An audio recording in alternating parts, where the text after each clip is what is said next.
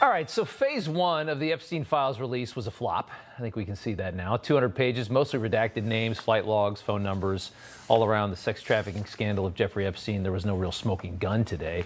Not nearly the full tranche of records that Pam Bondi indicated that we would see today. The AG now says the FBI is withholding the goods, perhaps protecting the accused.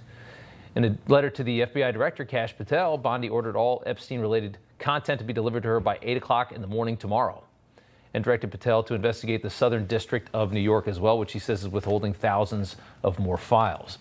Eric Eggers is the vice president of the Government Accountability Institute and has heavily investigated the Jeffrey Epstein scandal, and he joins us now. What do you think happened today? I heard Pam Bondi say last night that she thought we'd be shocked by this, and then it all falls flat. This is not what people expect from this administration. It's not what people expect, and people are expressing disappointment, and rightfully so. But I do think it's important to understand the fact that we're even having this conversation speaks to the shift that we've seen in terms of the commitment to transparency on behalf of the Trump administration. I saw some Democrats criticizing Pam Bondi for not releasing things earlier, which I thought was quite laughable, considering the Biden administration sat on these documents for 4 years. Yeah. It wouldn't be the first time the FBI has undermined something the Trump administration was trying to do. It wouldn't be the first time the Southern District of New York office is trying to undermine what they're trying to do. And I think the good news is that, look, they're being honest. This isn't what they thought it would be. They're asking for a full investigation of the FBI and the agents that have kept this information, if that's what happened from Kash Patel. Yeah. And so I think we'll see what happens by 8 a.m. tomorrow. Yeah, and Kash Patel just tweeted like 30 minutes ago. He just tweeted out, this is a new FBI. There's not going to be any more secret documents. He's promising transparency in a tweet that clearly has to do with what we've seen today and clearly the backlash that has come to it. What do you think is going on? Like, are they? Is it just that? Are they terrified of some of the names that are on that list? Are there very powerful people that are controlling this? I mean, how in the hell is this happening? So one of my favorite phrases is never mistake incompetence for conspiracy. And so while it's possible that the Epstein files may in fact involve some conspiracy, and clearly we believe there's some very powerful people that are involved in this and that there are names that come to the highest level of society, both globally and in the United States, I think it's also quite possible that, look, these are paper records and these have been scattered around somewhere. Some of them might still be in Joe Biden's garage. So I think that it's going to take them a little while. We know that there's been an all-out effort on behalf of the deep state to obfuscate and try to counter what the Trump administration has tried to do at every turn.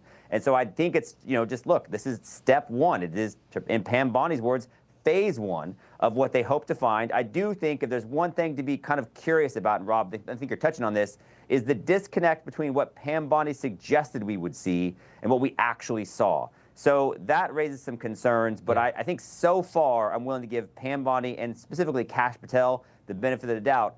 And I think the American people will too, but we'll see what happens the rest of this week. I think so. I think so too. And I think that the tweet that I just saw from Kash Patel that I mentioned, I think should calm a lot of nerves about what exactly is going on here. I can't fathom. We know how Kash feels about about the deep state, about the intelligence agencies. We know who he is. He's not going to get in and a week later engage in a cover-up. I just can't see that. I can't see that happening. I mean, this is a whole different machine right now, and they're out for change.